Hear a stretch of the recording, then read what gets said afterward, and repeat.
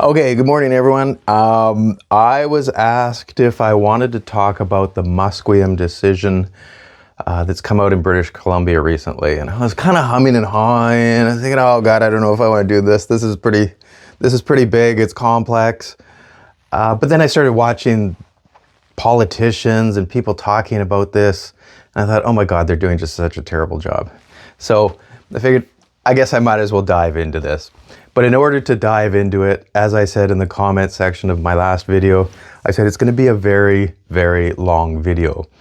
I'm going to try not to make it too long, but we actually have to go all the way back to the beginning.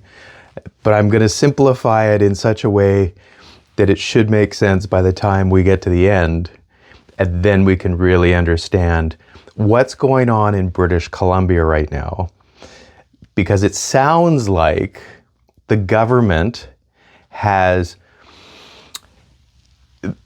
essentially said all the land under Vancouver, this giant city of millions of people, all the land under Vancouver now belongs to Aboriginal people. And that's not quite right, although it's kind of right, but we'll get to that. And so the big question is, why is this happening here in British Columbia specifically? What are the implications of this? And where do we go forward from here? So as I say, to understand all of this, I'm going to go back right to the beginning and give you kind of the basic snapshot of what's going on. And then we'll understand why it's happening right here in basically this part of the North American continent, what's known as British Columbia today. Okay, so if we go all the way back to the beginning of, European North America, we had essentially we had groups of people that were coming in here and people that were coming in here. Now, I know there's more nuance to this, but let's just keep it nice and simple. We have these two groups of people coming in. And they're kind of coming in here around Massachusetts and Delaware and so on. And these people, when they first show up, like the early 1500s, they encounter people who are already here and they trade with them, but often they don't actually get to land on the actual shores and interact with them.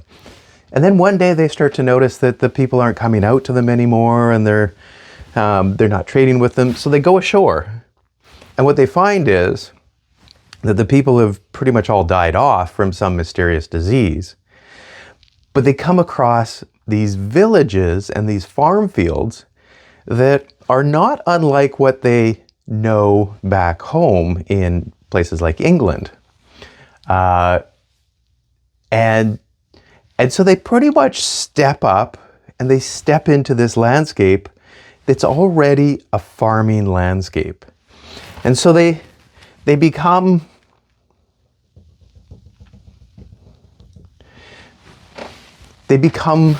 farmers. I'm going to say they're in the business of food production. So let's think of all of this that's going on as just different forms of business. So these guys are in the food business. And as I say, they take up from where the original people left off.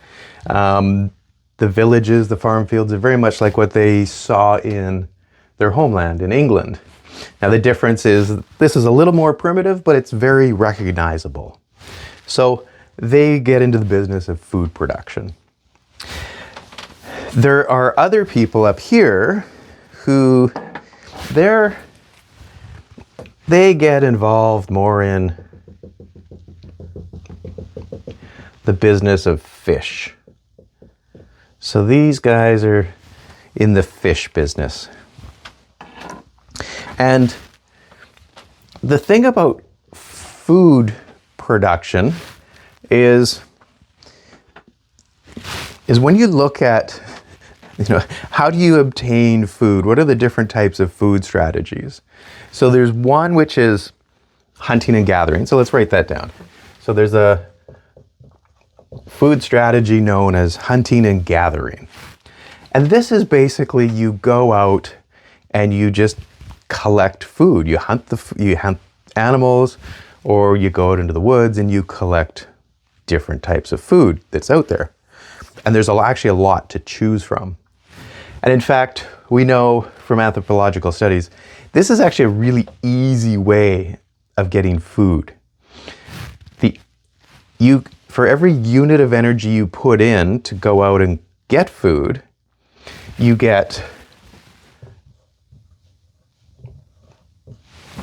5 units of energy in return. Which kind of makes sense. It's really easy. You basically just go out into the woods and you collect whatever you want, or you hunt whatever you want. You don't have to put much more energy into it. That's it. And that's the calculations are about 3 hours a day is what the average hunter and gatherer needs to dedicate in order to get enough food to survive, and actually a little more. And because this food is actually wild and it's fresh, these people are really, really healthy. They've got the best meats, they've got the best fruits and vegetables and roots. I mean, these guys are really, really healthy. They eat the best food you could possibly eat. And it's easy. Okay, but then there's a second strategy, which we'll call pastoralists. And the pastoralists you find in places where, there's not a lot of forests or anything like that. In fact, it'll be places that are desert, and there's mostly only kind of deserty grasses. It's pretty sparse. So the best way for people to live in that area is to take herding animals that will eat the grass, and then as a human, you eat the animal. So you have to move those animals around to the grass, which takes a little bit of energy. But for the most part, it's not bad. But it's not as good as hunting and gathering. The ratio is 1-3. You put 1 unit of energy in, basically moving the herd around, and you'll end up with 3 units of food energy. So it's okay. The third strategy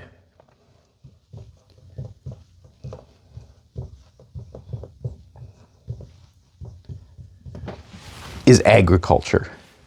You actually go out and you have to clear the land, you've got to till it, you've got to put the seeds in, you've got to water it, farm it, or fertilize it.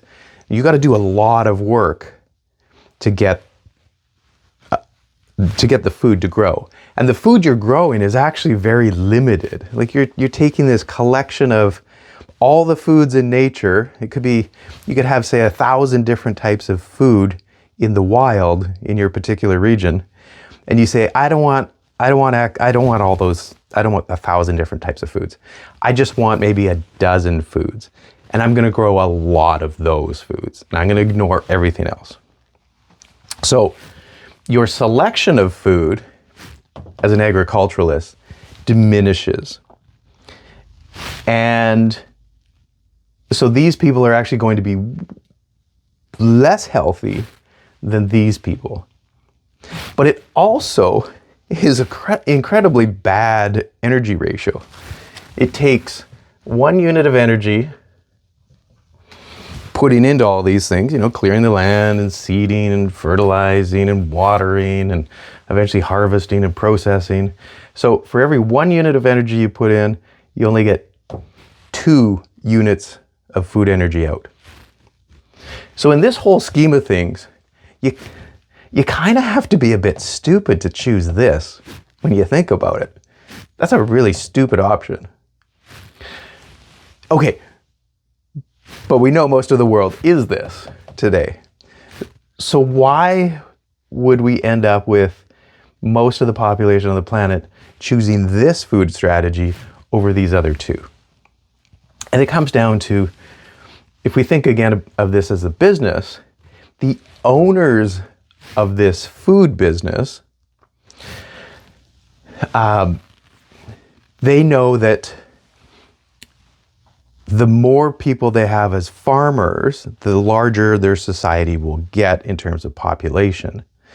And the larger the population, the more people they'll have for military use. And the bigger the military, the more they can expand the business into areas where they can continue doing this.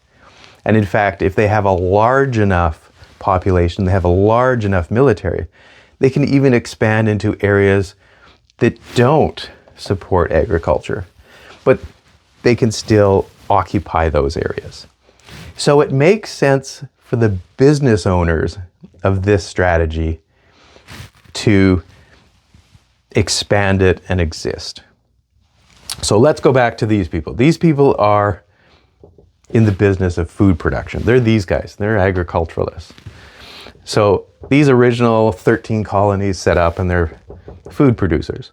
And as I said, actually the original indigenous people, they were also in the same business. They were in the food business as well. The geography here is actually really good for being in the food business, food production business. Okay, so the food people start to expand. They start to expand out because their population is growing and their military is increasing, their power is increasing. They're becoming more powerful. And so they expand.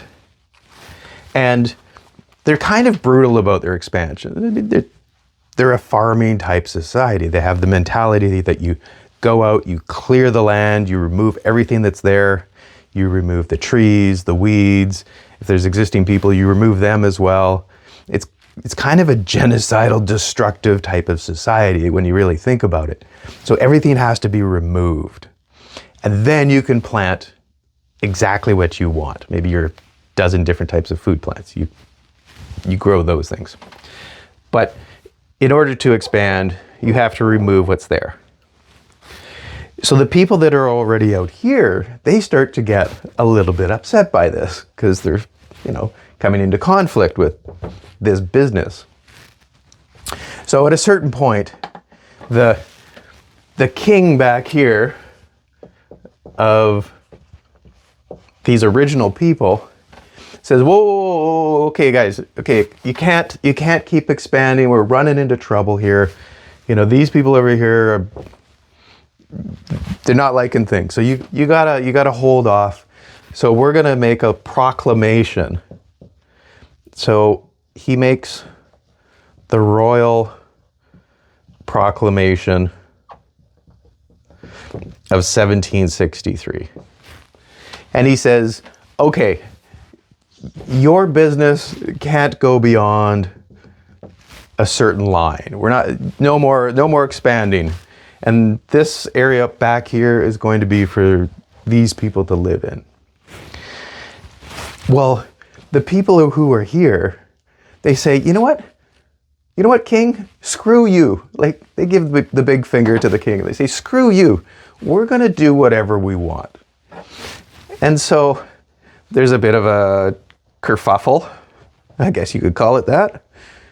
Bit of a little war. And these people say, we're no longer dealing with those guys. We're done with them. These guys are almost like the 15-year-old teenager who leaves home a little bit too early with a chip on his shoulder and says, we're doing our own thing. Screw you. And so they keep expanding. And so their business keeps going. Now there's people in here, and there's other people who say, whoa. You know what? We're loyal. We're loyal. That's a big word. We are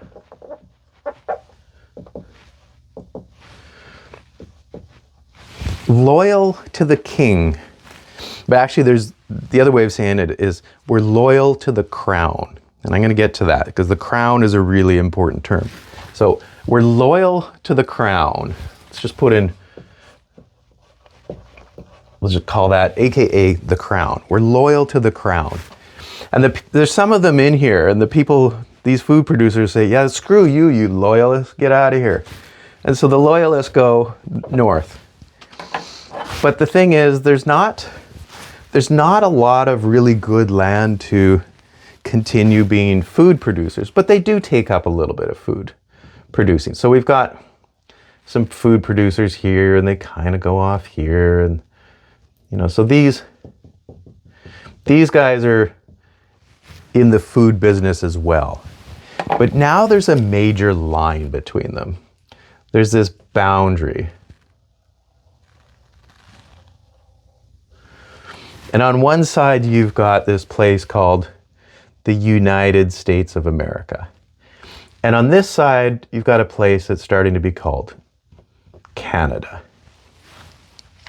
But as I say, up here, the land is not good for food, the food business. There's a little pocket of it that is, and so they set up their own food business right there. But for the most part, most of this land up here is good for something else, which is, it's good for furs. And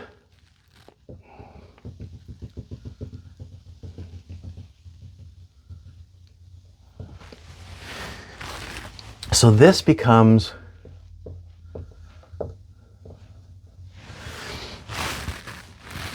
a really good place to set up a business known as the fur business. And furs, you're basically trapping small animals. You pull the skins off, and the skins are used for things like really good winter coats or big tall hats and things like that. And there's people around the world that love having fur coats, places like Eastern Europe, Russia. Also a big buyer is China. Lots of furs are going to places like Hong Kong. In fact, a lot of furs still go to China, actually. But this is a place that's really cold, which is great for furs. It's northern, it's got lots of forests. It's a perfect place to set up this business called fur trading. It's the fur trade business. And it kind of follows the forests. And then there's these mountain regions, and the mountain valleys are not very good for fur, but the tops of the mountains have really good fur-bearing animals. So it follows the geography. So these guys are engaged in the fur business, and these guys are engaged in the food business. And what happens is the food people, they keep expanding, and they keep finding that, hey, as we go farther west, the land is really good. It's just really good. It's really good for farming. So they keep going, and they keep expanding. They set up farms all along here. And then there comes a time where these two start to say, hey, we should probably have some sort of border between us. And so they say, okay, let's make it, for now, we'll do it along the 49th parallel. And we're not sure about over here, so we'll just leave that for now. Because that's kind of mountainous, and yeah, we're not sure, so we'll just leave it. But the food business keeps expanding and keeps expanding and keeps expanding, keeps going, and it kind of fills in most of this whole area, and it's pretty much dedicated to food production, the food business. So let's just say this all becomes the food business. And as I said before, in terms of energy and in terms of health, it's actually the worst thing you could possibly choose. But in terms of those that own the business, it's actually a really good business. So they're in the food business. Lots of farms, huge production. They're able to build up a really large population. They're able to build up a big military. And I'm going to go on a little side note here, but I actually grew up in a place that's right in here, kind of right in the middle of this fur area, and in a place called the Okanagan Valley. And when you look at the the last names of the indigenous people who live there, they're mostly French. And at first you say, well, why the heck do you guys all have these French last names? Like, what's that all about? There is one German last name, Kruger, and actually Kruger is a pretty large family name. So there was this random German guy that happened to show up really early, and everyone liked him, and he had a bunch of kids with the local people, and then the family grew, and so there's the Kruger, and the Krugers are really quite a big family, and they're important. But most of the indigenous people in this little area have these French last names, like Pierre and Lazard and Gabrielle and Marchand and Louis is a big one. So it's like, why do you have these? Why do you have those French last names? And if you ask them, they say, oh, well, we really like the French Europeans. The French were fantastic. They were great. But we hated the British. The British were the assholes. The British kind of came later, and they're assholes. But the French we really like. And so, when you like people and you interact with people on a daily basis, especially in a business environment or family environment or whatever it is, you start to take on their customs, and you'll even go so far as picking up their names. So that's what the Okanagan people actually did. They picked up French last names. So to explain this, actually, before I get there, that is in comparison to, if you look at the names of people who live here, this would be like Alberta, the Prairie region. You look at the people who live here, like the Blackfoot, and you look at their last names. They're typically not French. They have those weird names like Pound Sand with Black Feather, or Eagle Feather fights Big Sun, or something.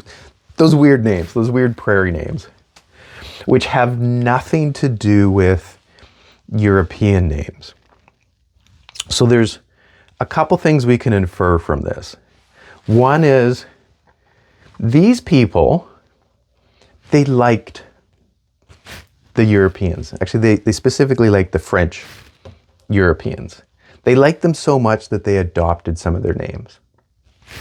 These people, on the other hand, they didn't like the Europeans, so hence they didn't adopt any of their customs or their names. Now, why is that? Because this is going to bring us back to the Musqueam. The Musqueam is down here in the city of Vancouver, the big city of Vancouver. Okay, so to understand all of this, we're talking about, we've got the fur business and we've got the food business. And the food business expands. And they basically remove everything in front of them. They wipe it away the same way you do with a farm every spring. You clear the land, you remove everything, and then you plant whatever you want. Well, the fur business is different. The fur business means you actually have to have people who go out into the woods, who trap the small animals, and then bring those furs back to some central depot or port. And then from there, those furs can be shipped off to England or China or somewhere else. So in this case, there were two major depots or ports for the fur business. One was called York Factory on Hudson's Bay, and another major one was Quebec. So furs would come out of here, and the trappers and everything would bring the furs to either York Factory, where they'd get on a boat, and then they would go off to England. Or they'd bring them to Quebec, and they'd get processed into different types of garments, jackets and whatnot. And those products would go off elsewhere to the world. Okay, so the fur business means that I should back up. So in this fur business, The people who are actually out on the ground, they're actually collecting, they're trapping the animals, they're bringing them in. A lot of those were French Canadians. They were usually young men who went out and they actually went into the woods and they did some of the trapping, but they also interacted with the indigenous people who were out there as well. And in fact, the indigenous people recognized that, hey, you know what? If we get involved in this, there's a lot of money in this. Like, we should all be business partners, and like, we'll do some of the trapping, we'll do some of the guiding, translating, whatever, but we'll all be integrated into this whole system. So in many ways, many indigenous people across this area were often like clamoring to be part of this system. It was very good for them, very beneficial. And so you would get these young men, French Canadians, who would basically they would all be business partners. So they're working together, being these business partners. And of course, they're showing up places like the Okanagan, and the French are very, musical, and they love to dance and jig, and they're quite entertaining. They're really quite social people. The Okanagan, if you know the Okanagan, they're actually pretty quiet people. They're almost the opposite. But you put these two people together, and there's actually some really good symmetry, especially if you're in a business arrangement together. So the French would marry some of the native girls, and then they would have these big families together, and the Okanagan people would pick up the French names because they knew that, hey, these Europeans, we want to be kind of connected and integrated with them a little bit. So there was a lot of mutual interaction going on here. And that's why the Okanagan First Nations people often have these French last names. The fur business was really good. Now, this is kind of the early 1800s. And things are going pretty well. The fur business is actually down here as well, all the way down to the Columbia River. And it's controlled by basically one big company, which is the Hudson's Bay Company. There's another one, but let's just say the Hudson's Bay Company is the business. It's the fur business. And as these food producers, or the food business people, expand, and they keep expanding, they get to this point where the food people are bumping up against the fur business. So the fur business and the food business bump up against one another here. And at first, everyone thinks, well, this will probably just remain the fur business because it kind of makes a lot of sense. But food business people, agriculturalists, they're kind of pushy. Throughout history, agriculturalists have typically been very expansionary and pushy, and these guys are no different. So these guys start pushing and saying, no, we want all of this. We want not just this, but we want to go all the way up here. And they start having this chant of 54-40 or fight. And this makes the owners of the fur business, who are over here, which are connected to the king, this starts to make them pretty nervous, because they don't have a military with any strength like these guys. These guys have a pretty strong military already. They got a big population. They've got the U.S. Army. They're pretty big. So they're a little bit nervous about this whole thing. They don't want to get into a war with the U.S. And luckily, the U.S. is also occupied elsewhere. So the owners of the fur business over here say, look, how about we just settle this, and we say the 49th parallel goes all the way across. And for the people on the ground over here, especially a guy named Douglas,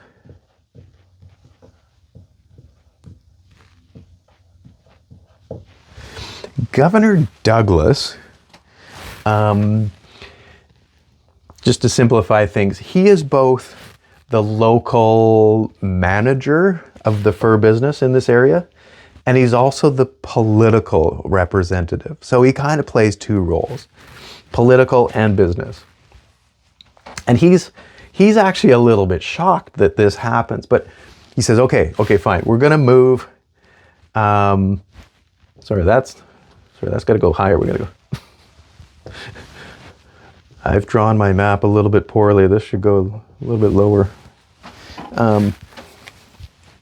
Let's bring it down a bit. Vancouver Island's there. 49th parallel.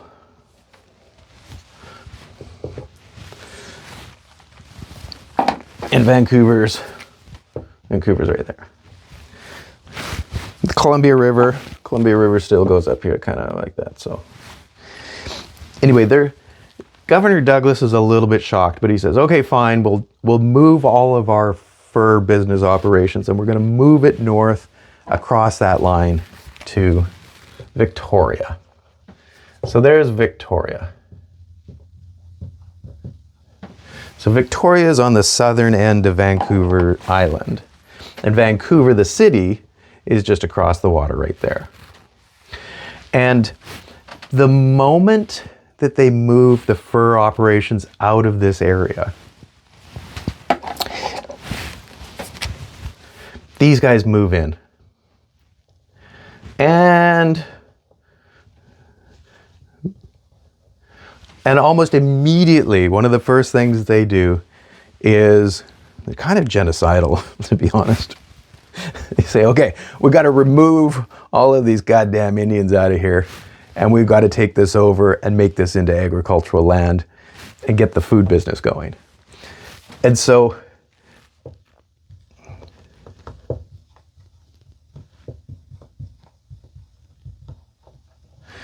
almost as soon as they move in, actually pretty much right as they move in, immediately starts the Cayuse War and the Yakima War, which is basically the indigenous people fighting the US Army as all of these settlers are moving into this area to continue the food production business. Now the people on this side, you got a couple different people. One, you've got the fur people, the fur owners of the business, and the fur traders and the trappers and everyone that's involved in the business. And they've become fairly integrated with the local people. So they're actually living a pretty good life. I mean, they're all sort of working together, and even Douglas himself takes on I think he took on a local wife. Maybe he didn't, but a number of the other chief traders or chief traders of the different forts around here, they take on local wives. You know, there's a fort down here called Fort Langley. The top guy there is James Murray Yale. Well, he takes on a wife from the neighboring Kwantlen tribe, and this is all pretty normal. Everyone's kind of integrating, and it's a pretty good business, and everyone's kind of happy. But then when this happens, and they see what happens to the indigenous people down here, they go, oh my God, holy crap, those food people, that food business is pretty nasty. Like they're pretty nasty people. We don't want them coming up here, because if they come up here, first of all, they're going to completely eliminate the fur business. So it's going to be bad for business. They're going to ruin the whole fur business. But they're also going to slaughter all of the indigenous people, which are in many ways our family and our friends and so on. So we gotta defend ourselves against these food people, this food business. It's pretty nasty. And so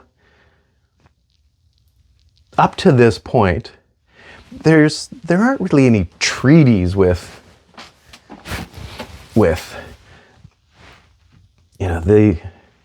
the people in this region, what we come to call British Columbia.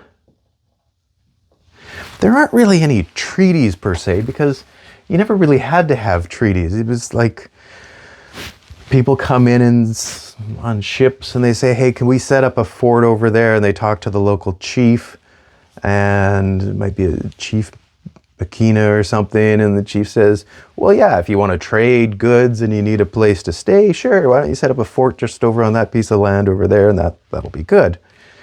And then, you know, if you want to have people living over winter, that's fine. That'll work, no problem. And the same is true in the whole fur area. The fur business sets up forts where trade happens, and they do that by getting these almost back of the napkin agreements with the local chief, whoever that is. And the local chief basically says, make some sort of arrangements.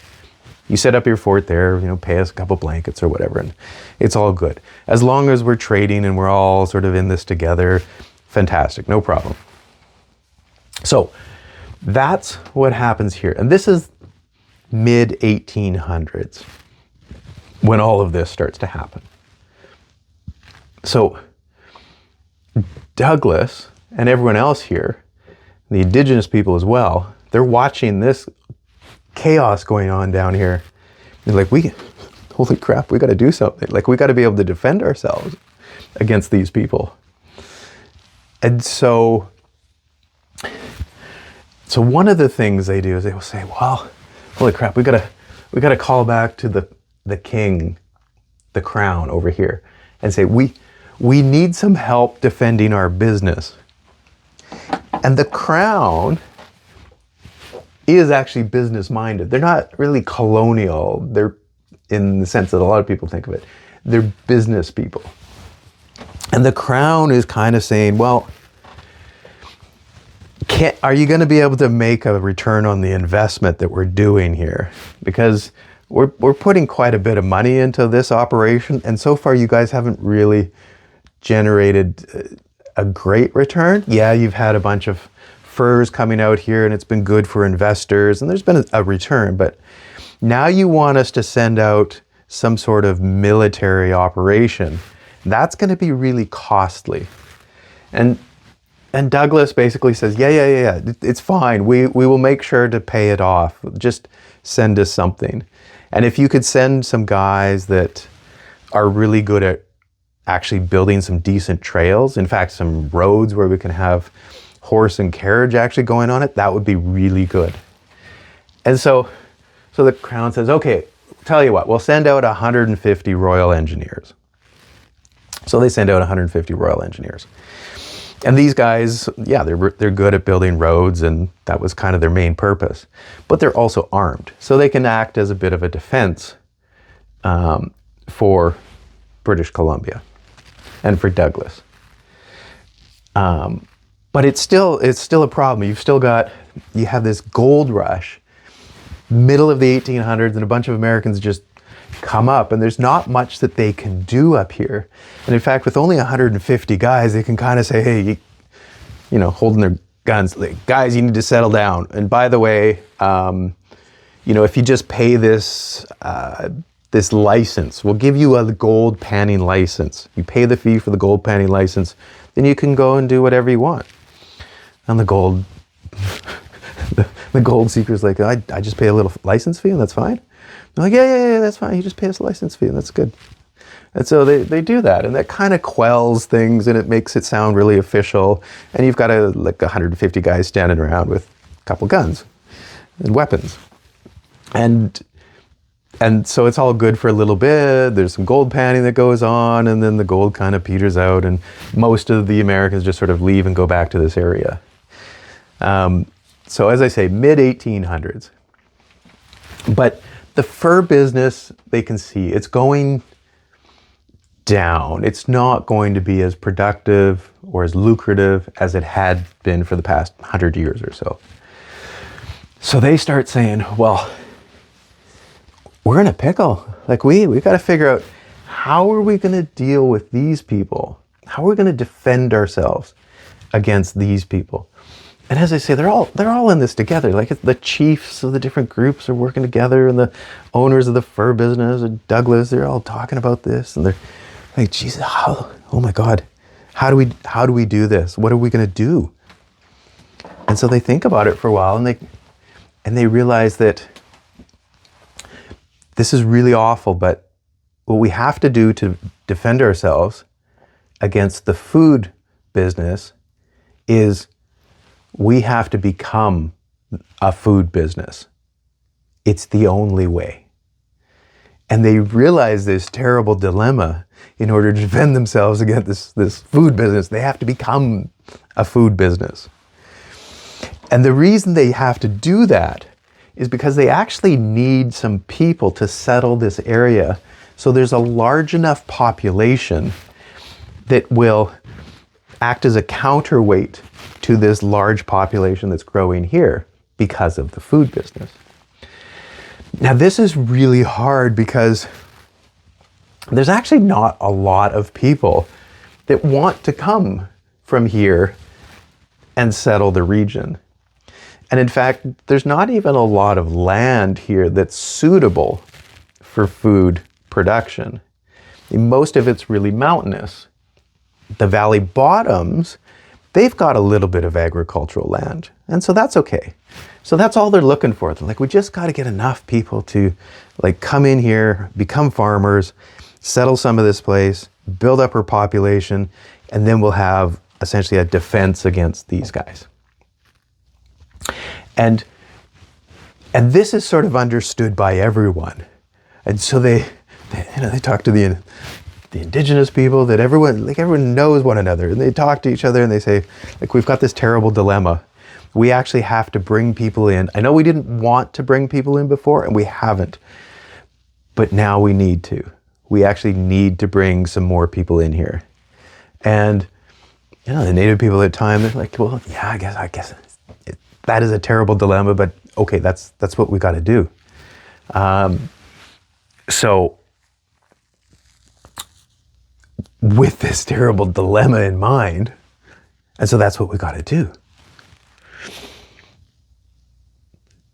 And then they realize, like everyone realizes, okay, native people, they agree and they know and we know. It's like, you guys are not good farmers. Farming's not your thing. You're really good at this sort of hunting and gathering type of stuff. You're really good at that. And for you to even become agriculturalists, it's like, that's a downgrade. That's actually a really big downgrade. But if you can get people that already do this to come in and do more of it, great. Okay, but there's a really tight timeline. Like, these people are really pushing up. They're really pushing up. And so, as I say, the timeline is really tight. And so Douglas kind of does one of these things where he makes some moves and asks for forgiveness later. And so he makes a couple like really quick agreements on Vancouver Island. And those become known as the Douglas Treaties. And that's pretty much all of what British Columbia has at this point. It's a couple little treaties.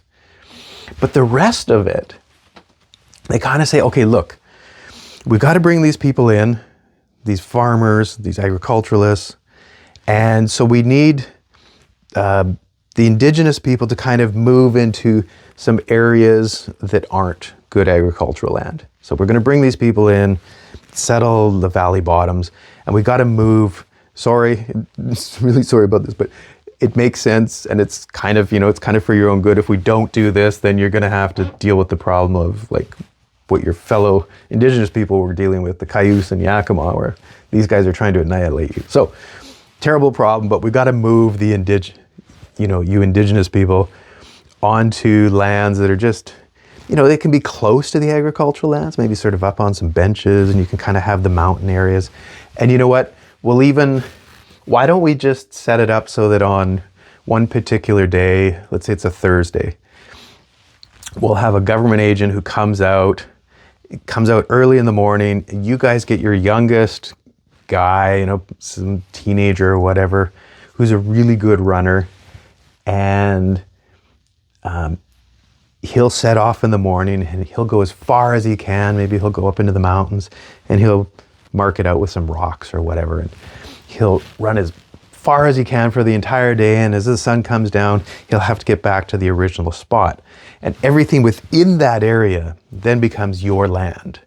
And we won't have any settlers go into that area. That's totally your land, no touching it, like 100% yours. And they're like, yeah, okay, that sounds reasonable. That's good. We'll do that. Now, in some places, this happens exactly like that. There's a story of the West Bank First Nation, which is just on the other side of the lake from Kelowna, and it's kind of there's the lake, and then there's the other side, and the other side's kind of got bench land, and then there's mountains behind it. And the story is that this young guy sets off in the morning. He goes out, he runs, and he comes back at noon. And everyone's like, what do you do? Why have you come back so early? Why are you back at noon? And the young guy says, well, I knew if I ran all the way across this flat land, I went way up into the mountains and across the top of the mountain, and I came all the way back down, and I came back here along the shore of the lake, that would actually mean that the white man would have to go all the way over to the other side of the valley, on the other side of the mountains. And that'd be too far for him to travel up and down the valley. And so that's not really fair. And, we want to share this land together. So I decided I would just go up to sort of the end of the flatland there, and then I ran across. So, the white man can still go across at the base of the mountain, and he doesn't have to go way up and over. And so everyone says, oh, all right, I guess that's the way it's going to be. And so that's how the West Bank First Nations Reserve came into being. And if you look at the map, you're like, oh yeah, it kind of makes sense. Although the highway actually goes right through the reserve now. But anyway, there's this kind of sentiment that they were all trying to work together. They were kind of trying to figure out some solutions to this impending problem of this pretty nasty invader to the south.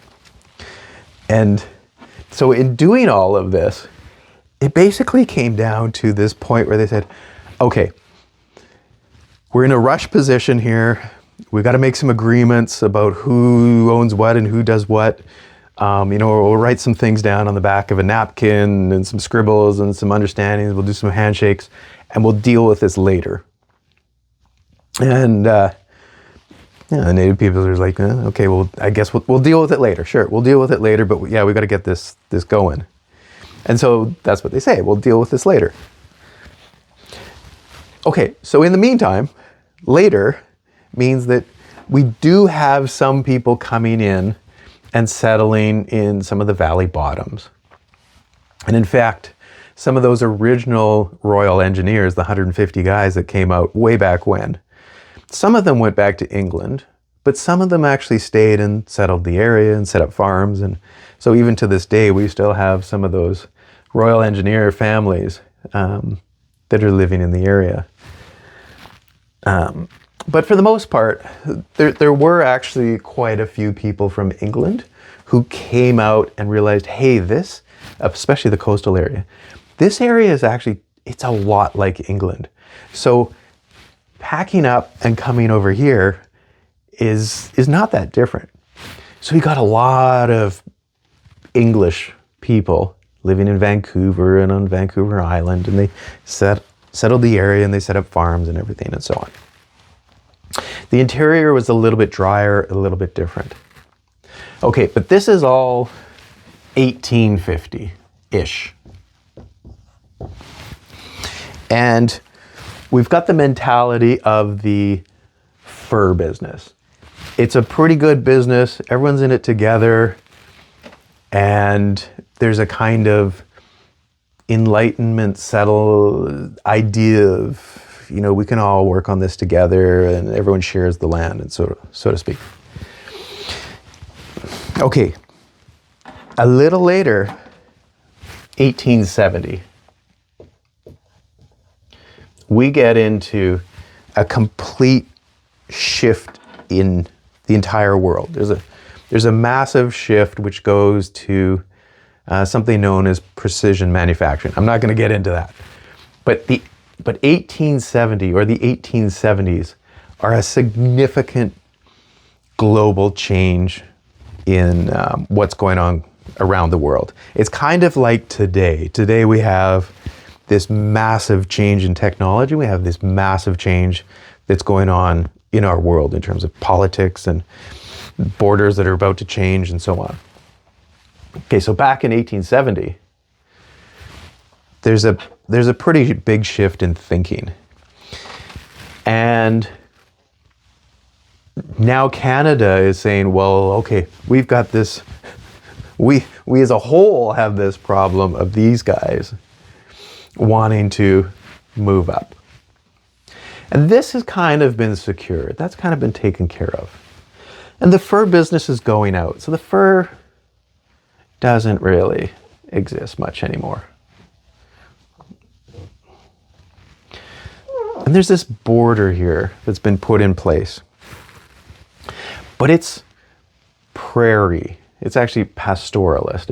It's this thing. So the pastoralist people live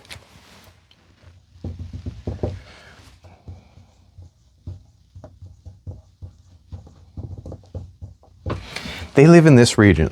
In fact, they used to live down here, but they've been completely wiped out by the food producers. But you still have these pastoralists up here. And as Canada looks across and says, if we're going to have this, if we're going to keep this, then we got to unite all of this together. And they say, hey, BC, if we build you a railroad, will you join us? And BC kind of laughs and says, okay, well, if you can build a railroad, sure, we'll join you, fine. Good luck with that. Well, they build a railroad. So BC says, okay, we'll be part of that. And then, but these people over here, they're like, oh my God, well, we gotta figure out what we're gonna do here. And they come to the same conclusion as these people. And they go, the only way we can defend against the food business is to become the food business. And so they say, we gotta bring people into this area. We got to move those pastoralists out, and we got to settle this area with these types of people, the food people. And so they do. And from 1870 onward, they say, okay, we're going to bring people in, and they're going to become food people as well.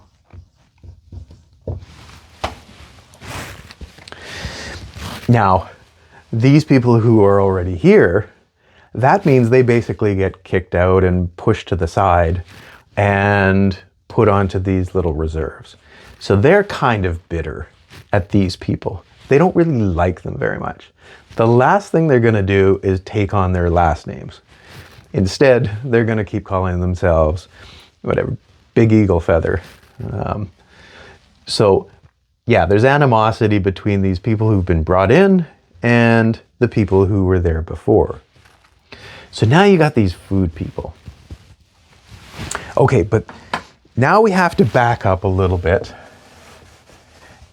and recognize that even though this is kind of the same business, we got the food business and we got the food business, the people down here said, we're going to have this conceptual idea of government, and it's going to be different than these people. So they said, our idea of government is that you've got the president at the top, but then there's smaller things called states. And so the people that are sort of the top of the states, they're going to be the governor. And below them, you've got the people. But conceptually in their mind, they actually say, well, actually it's the people who own this whole thing. Whatever they say, government by the people, for the people. I don't know, whatever the Americans say about that. So they've got this conception, I can't even think of it off the top of my head, but they've got this conception of president, governor, people, but people are really kind of the owners of everything. Which is different than these guys, because they say, Oh, no, no, no, no, that's not how it works. They say, no, no, no, we go higher. We say there's actually God. God at the top, God owns everything. God owns the land, the water, the plants, the animals, the people. God owns everything. So they say, okay, God.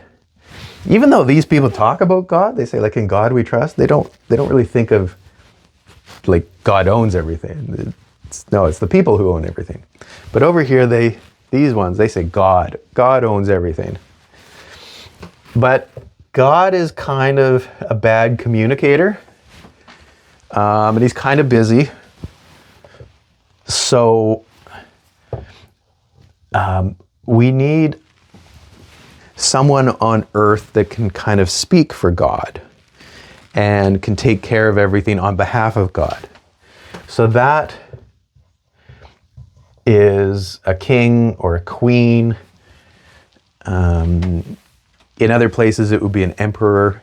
But in this case, it's a king or queen. And because the crown that they wear on their head kind of symbolizes their connection to God, we often just call it the crown. So the crown is the earthly representative for God. Now below that, because some of these places are really big, you kind of need like a manager to take care of some of these smaller areas.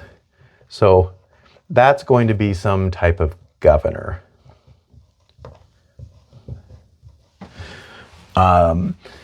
For Canada, later on, it became the Governor General. For provinces, it's the Lieutenant Governor. But let's just say the governor is sort of the business manager for the local area. So way back when we were dealing with this, it was Governor James Douglas who was in charge of this. And as I said, at one point, he was both the political guy, but he was also the owner of the business for this regional area. So that got a little confusing. But this is roughly what it is: God, crown, and governor. And now they had a sort of, before 1870, there was this conception that if the business of the crown went somewhere and there were already people living there, then it was up to the business to get the consent of the people that were there to operate the business there. And the way of saying this was, this gets a little confusing, but if they got consent from the people who live there, they made a treaty with them. So the crown, so there's these, let's call it indigenous.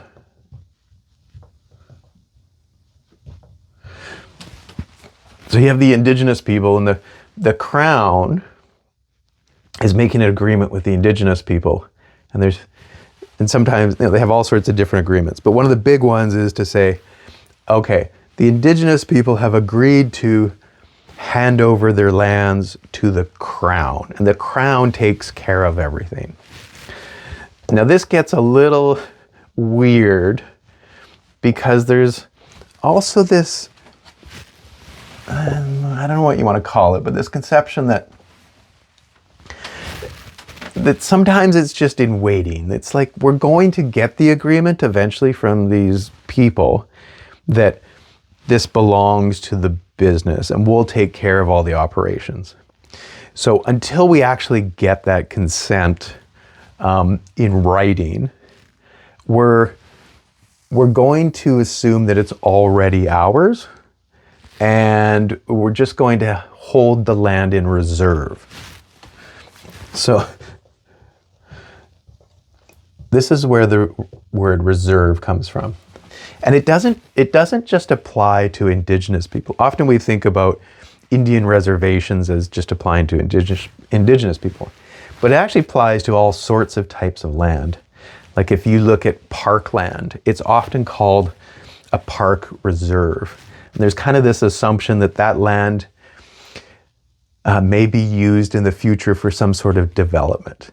But until such time, we'll hold it in reserve as parkland. You can also, the Crown can also do this for groups of people. So, for example, there were a bunch of food producers that came over called Mennonites. And the Mennonites made this agreement as a collective group, and they said to the Crown, well, we would like to operate in a collective whole on a big piece of land out in these prairies in a place called Manitoba. And the Crown said, yeah, okay, we'll hold land in reserve for you. And that reserve can be your land to operate your community with. But of course, it still belongs to the Crown fundamentally, but we'll hold it in reserve for you. So you had these Mennonite farmers out here that worked in kind of a communal way. And they were on, what was it, East Reserve and West Reserve? I'm forgetting my Mennonite history. But it's the same thing. So it's this idea of the reserve land, which is under the Crown. I'm totally simplifying things, but you'll have to go with me here. Okay, so what's coming up now, oh, hang on. Oh yeah, when these people come in, 1870s, there's a whole wave of settlers that come in, and they act a lot like these guys did, and they push the indigenous people aside, and almost at the end of the gun, they say, okay, we've got a treaty for you here, just sign on the dotted line. And so this whole area ends up with various different treaties. Some questionable treaties, but still, they end up with treaties. And treaties, I think they've got 9 different treaties occupying or covering this whole area, and that goes up into here as well. But they've got these treaties, and they basically said, okay, we've taken care of all of that. We took this place over. They agreed that this is ours, and we're done with it. It's kind of a might is right mentality. So that's all taken care of.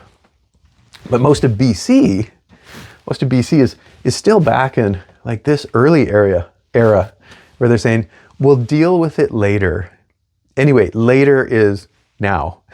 The indigenous people around here have been saying, like, we've been waiting for, 175 years to kind of get this sorted out, and we haven't really gotten anywhere. So what we're going to do is, because you're kind of slow at getting things figured out, and we've been waiting a long time, we're going to go to your own courts and push you in your own system to figure these things out.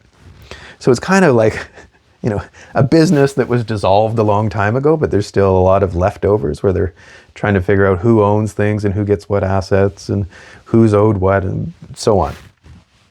So the various indigenous groups are going to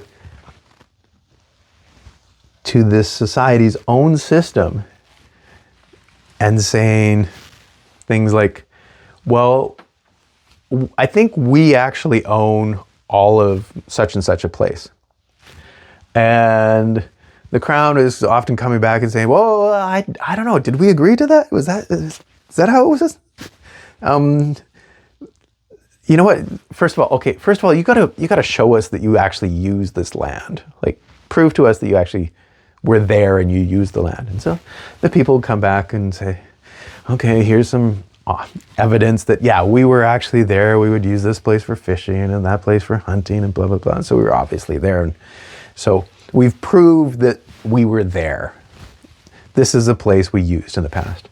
And so the Crown and various court cases have gone through this stuff. And then the Crown has said, okay, so you were obviously there. You were at different times, and some groups were here and some groups were there. And so that's going to be a problem. But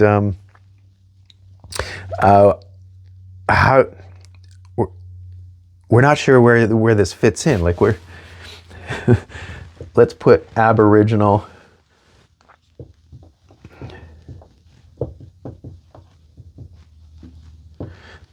Aboriginal title is kind of like the owners of the land. We don't know where Aboriginal fits into this. And the Crown is saying, well, there's God, there's us, and then you're kind of down here somewhere. Maybe you're actually down there. You're more like the people.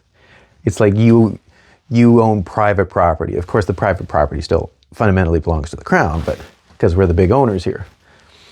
And Aboriginal people have been coming back and saying, nah, I don't think so. I think actually we're higher than that. We're at least, in some cases, they're kind of saying we're at least on par with the crown.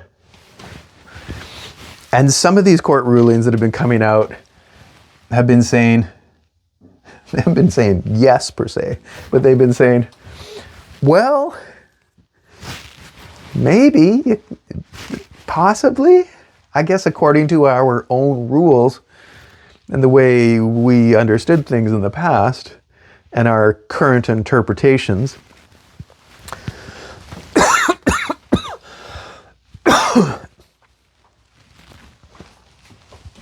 And our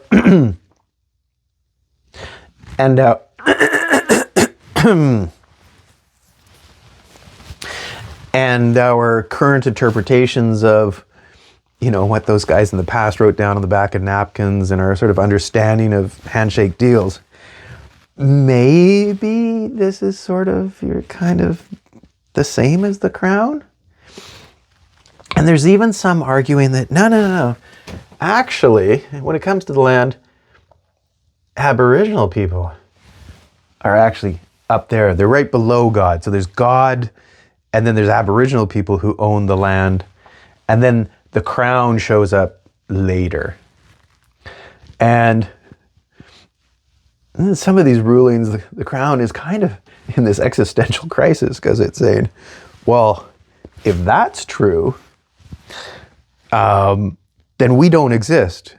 But how can we rule that we don't exist, even if we do exist? So this is really what we're dealing with. All of this is to say, I'm sorry, but this is not getting figured out anytime soon. And in fact,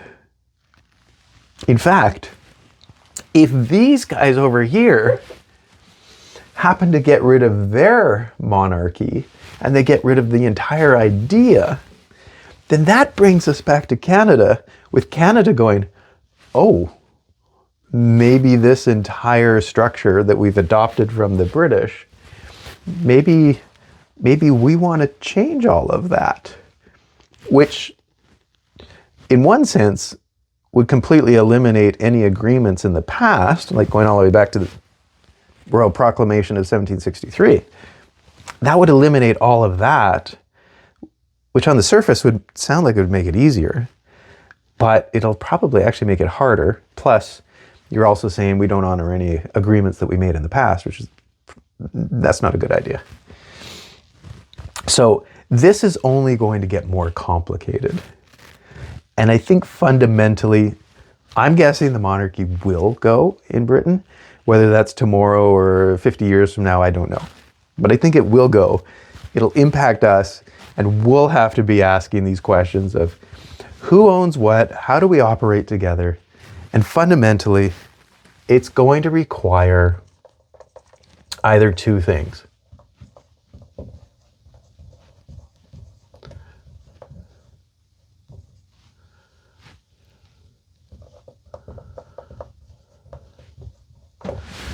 You either have to do this through discussions or violence. These guys down here cleared everything up through violence. Now, I would say they probably got some karma to deal with and so on, but it was pretty simple. They've left a lot of animosity with various peoples that they might have to deal with in the future. But to be pretty blunt, their violent ways have created very simple structures. I'm not advocating the violence. I'm actually advocating the discussions. We're pretty good at continuing discussions, and I think that's going to have to be the route that we go. We continue discussing this. We have to continue figuring out How do we work together? Who owns what? Can we share some things? Can we not share some things? And so on. So it will require a lot of discussions. Should you sell your house if you live in Vancouver and get the hell out of there because the Aboriginal people supposedly own it? I don't think so. We've been dealing with this since about the 1850s, so 175 years. To be honest, not that much has changed. We're still in the same spot. So anyway, that's my take on this whole thing. And that's it. Okay, bye for now.